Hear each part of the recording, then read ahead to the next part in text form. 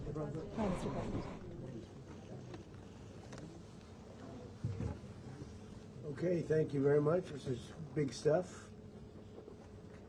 These highly trained warriors operating in collaboration with U.S. law enforcement caught them in a very ready position. They were waiting for us. They knew we had many ships out in the sea, just sort of waiting. They knew we were coming. So they were in a ready, what's called a ready position. But they were completely overwhelmed and very quickly incapacitated. No nation in the world could achieve what America achieved. Not a single American service member was killed, and not a single piece of American equipment was lost. We had many helicopters, many planes, many people involved in that fight. But think of that, not one piece of military equipment was lost, not one service member was, more importantly, killed. The United States military is the strongest due to a certain expertise that we have.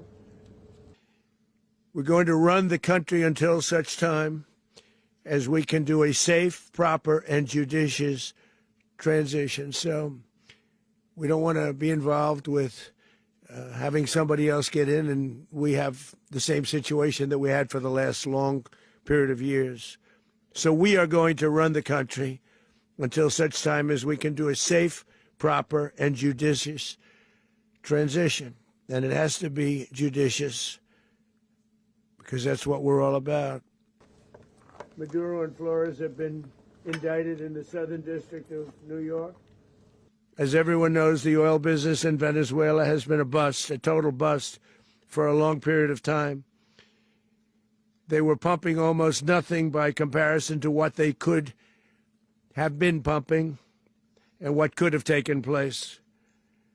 We're going to have our very large United States oil companies, the biggest anywhere in the world, go in, spend billions of dollars, fix the badly broken infrastructure, the oil infrastructure, and start making money for the country.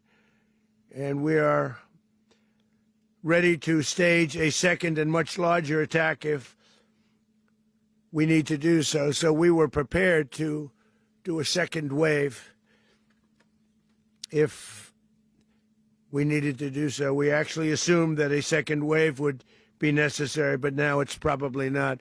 The first wave, if you'd like to call it that, the first attack was so successful, we probably don't have to do a second, but we're prepared to do a second wave, a much bigger wave, actually. I want to thank the men and women of our military who achieved such an extraordinary success overnight. Maduro and his wife will soon face the full might of American justice and stand trial on American soil. Right now, they're on a ship they'll be heading to, ultimately, New York, and then a decision will be made, I assume, between New York and Miami or Florida. The illegitimate dictator Maduro was the kingpin of a vast criminal network responsible for trafficking colossal amounts of deadly